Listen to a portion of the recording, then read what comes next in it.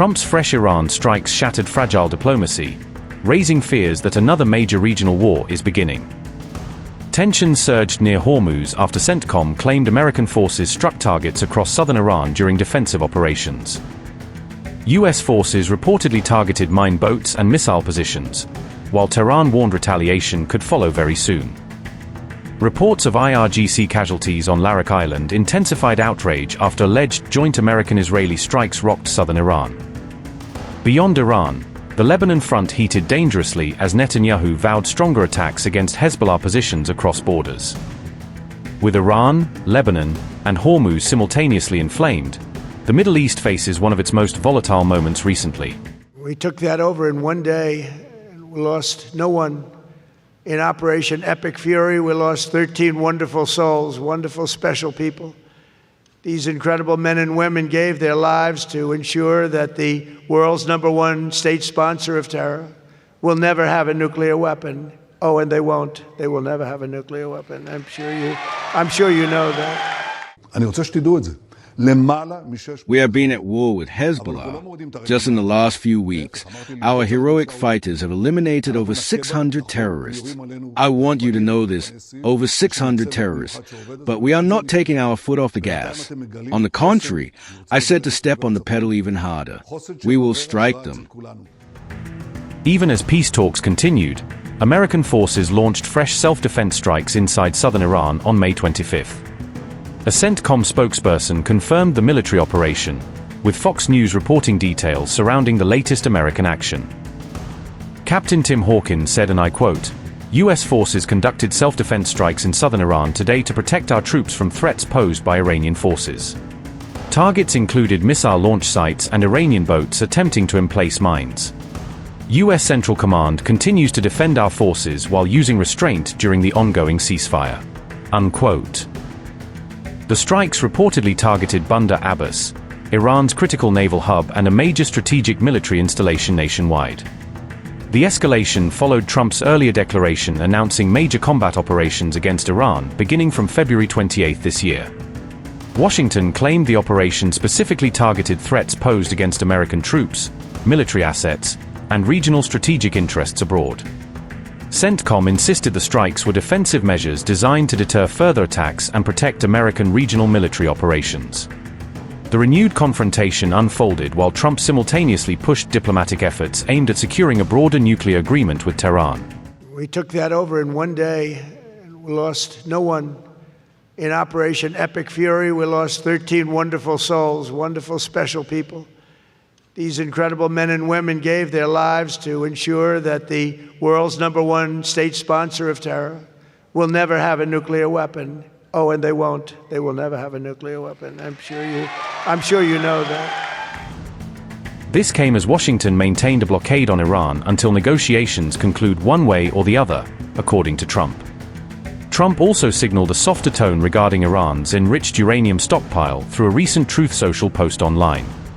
The U.S. president said he prefers Iran's uranium be destroyed locally or under strict international supervision elsewhere internationally. Reports suggest Iran is seeking guarantees from China and may consider relocating enriched uranium stockpiles there for security. Donald Trump said, and I quote, "The enriched uranium will either be immediately turned over to the United States to be brought home and destroyed, or preferably, in conjunction and coordination with the Islamic Republic of Iran, destroyed in place or at another acceptable location, with the Atomic Energy Commission, or its equivalent, being witness to this process and event." Unquote.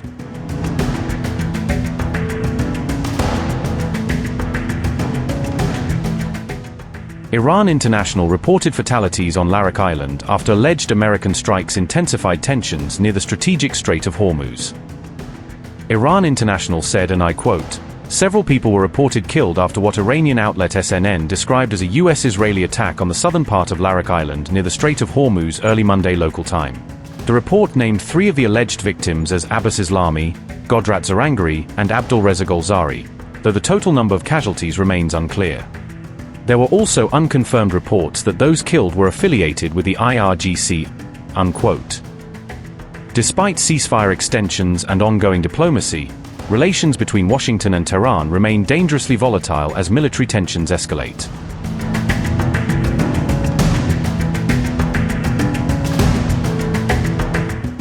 Meanwhile, Prime Minister Netanyahu vowed to intensify Israeli military operations across Lebanon amid rapidly rising regional tensions and conflict. Netanyahu declared Israel would press the pedal even harder against threats posed by Hezbollah forces operating near northern borders. We have been at war with Hezbollah. Just in the last few weeks, our heroic fighters have eliminated over 600 terrorists. I want you to know this. Over 600 terrorists. But we are not taking our foot off the gas. On the contrary, I said to step on the pedal even harder. We will strike them. True, they are firing drones at us, explosive drones.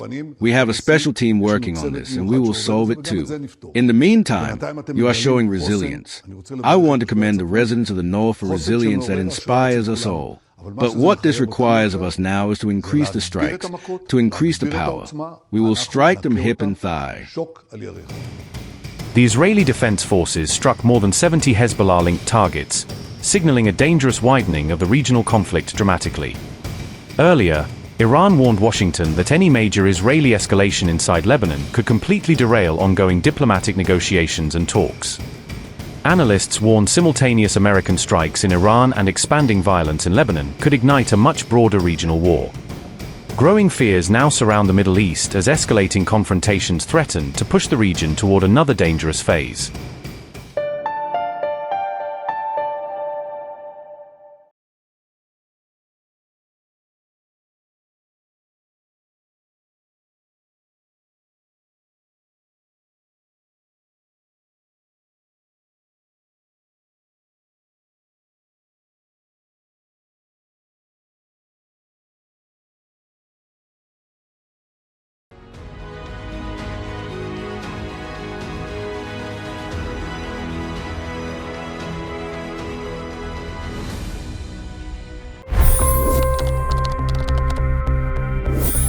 $25 crore गरीब गरीबी को परास्त करके बाहर निकले। For the good of our nation, let's work together and let's truly make America great again. The fastest news breaks. Requested PM saying that we will have to speak to Putin and to Zelensky. The biggest news makers. The relationship with India is probably the most important bilateral relationship the U.S. will have for the rest of this century. The capital delivered quite an election result today. Expert analysis. The million-dollar question today is how to stop this dance of death.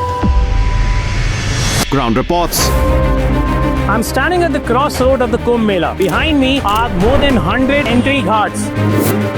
Long-form interviews. Exclusionary politics is reflected in Manipur case as well. You don't bother because this is a small state. Deep dive into burning issues. It's often said DRC could be the richest country in the whole world. It's because of what sits underneath. Why exactly did the US topple the Sheikh Hasina government? HD videos. We don't just break news, we break it down.